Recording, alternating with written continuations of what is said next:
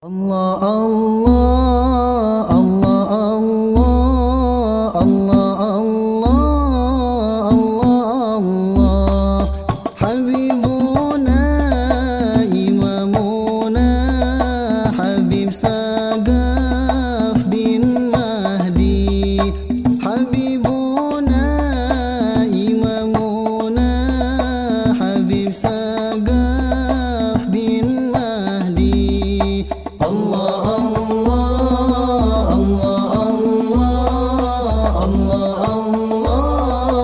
Allah Allah Habibuna Imamuna Habib Sagaf bin Mahdi Habibuna Imamuna Habib Sagaf bin Mahdi.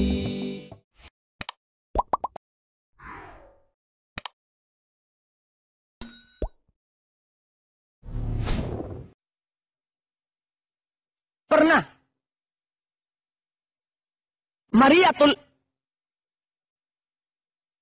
Rabi'atul Adawiyah. Waktu Rabi'atul Adawiyah meninggal suaminya, datang seorang ulama besar yang bernama Al-Imam Hasan Al-Basri.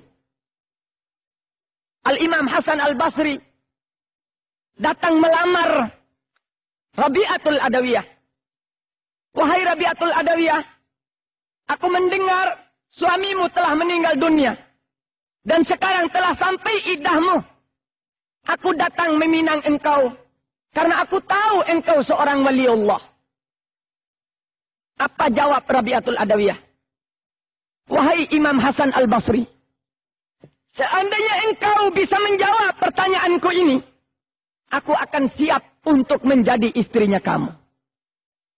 Karena Imam Hasan Al-Basri seorang alim besar. Seorang sufi. Yang kadang-kadang ilmu dia bisa melihat dengan mata kepalanya. Dia berkata dengan congkaknya, bertanyalah engkau, akan kujawab semua pertanyaan itu. Lalu Rabi'atul Adawiyah bertanya, wahai Imam Hasan Al-Basri, kalau engkau dapat menjawab 4 pertanyaan ini, niscaya saya akan siap untuk menjadi suaminya kamu.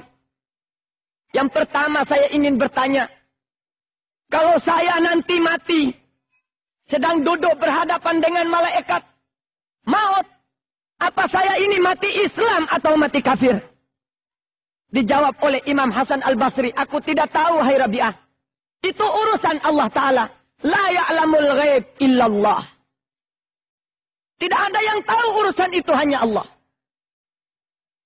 Kata Rabi'atul Adawiyah, kalau begitu kau tidak pantas untuk menjadi suami saya. Yang kedua, kalau saya masuk di liang lahat kuburan saya, lalu datang Mungkar dan Nakir bertanya kepada saya, apakah saya sanggup menjawab atau tidak pertanyaan itu? Dijawab lagi oleh Imam Hasan Al-Basri, aku tidak tahu wahai Rabi'ah. Persoalan dan urusan itu adalah urusan Allah Subhanahu wa Ta'ala. Yang ketiga, kalau saya nanti di padang mahsyar sudah dibagi-bagikan surat amal, apa saya akan menerima surat amal dengan tangan kanan atau tangan kiri, atau menerima dari belakang saya? Dijawab oleh Imam Hasan Al-Basri, aku tidak tahu urusan itu. Yang tahu hanya Allah Subhanahu wa Ta'ala. Wahai Imam Hasan, yang keempat, kalau nanti sudah dibagi barisan, yang ini ahli surga dan yang ini ahli neraka, apa saya masuk di golongan ahli surga atau masuk di golongan ahli neraka? Dijawab oleh Imam Hasan Al-Basri, ini pun aku tidak tahu wahai Rabi'ah. Dijawab oleh Rabi'atul Adawiyah, engkau tidak pantas untuk menjadi suami saya. Begini ketegasan seorang wanita yang tidak mungkin tidak. Wanita-wanita sekarang pun juga adalah Rabi'atul Adawiyah di abad ke-20 ini. Kalau datang surat yang berkata, matamu berkilauan mengkilap seperti berlian, hidungmu mancung, padahal hidung pesek, pesek dibilangi mancung. Bibirnya merah seperti burung pipit yang membawa aku selalu rindu di rundung malam. Rabi'atul Adawiyah sekarang sudah mengerti ilmu Nabi Muhammad, sudah pada alim, sudah pada mengerti, sudah punya ilmu, langsung surat itu dijawab. Rayuan gombal lelaki-laki abad ke-20.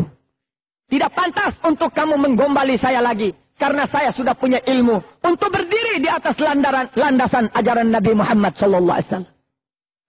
Lalu Rabi'atul Adawiyah bertanya, wahai Imam Hasan Al-Basri, saya ingin bertanya, berapa bagian akal yang diturunkan oleh Allah Subhanahu wa Ta'ala? Dijawab oleh Imam Hasan Al-Basri, akal yang diturunkan oleh Allah 10 bahagian. Berapa untuk laki-laki dan berapa untuk wanita? Imam Hasan menjawab, 9 bahagian untuk laki-laki dan cuma 1 bagian untuk wanita. Jadi akalnya wanita 1 berbanding 9 kalau dibandingkan sama laki-laki. Makanya wanita jangan macam-macam. Baik Imam Hasan Al-Basri. Syahwat yang diturunkan oleh Allah berapa? 10 bahagian. 9 untuk wanita, 1 untuk laki-laki. Akal 9 laki-laki, wanita 1. Syahwat 9 wanita, 1 laki-laki.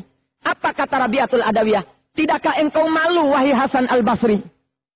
Aku yang diberi syahwat 9 dan akal 1. Masih bisa bertahan untuk tidak berbuat maksiat dengan Tuhanku.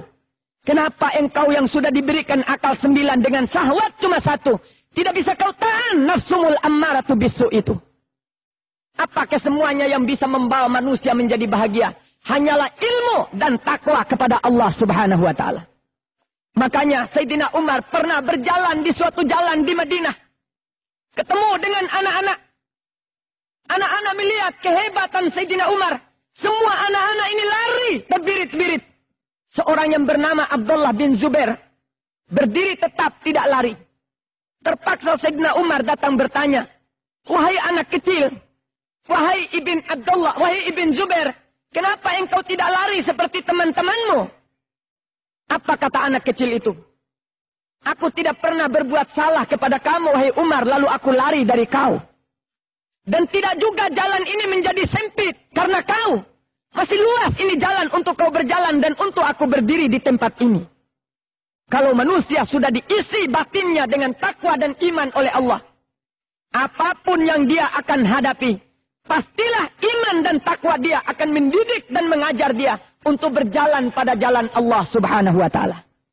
Inilah tujuan utama di dalam kita memperingati Maulid Nabi Muhammad SAW, supaya kita dapat mempelajari akhlak Rasulullah, supaya kita dapat mengisi batin kita dengan ilmu Rasulullah, supaya kita dapat mengisi hidup kita ini dengan amal perbuatan yang pernah dilakukan oleh Nabi Muhammad SAW. Barulah kita mendapat syafaat junjungan Nabi Muhammad SAW. Tapi kesemuanya ini harus ada pasrah kepada Allah. Ma'hadil asriyah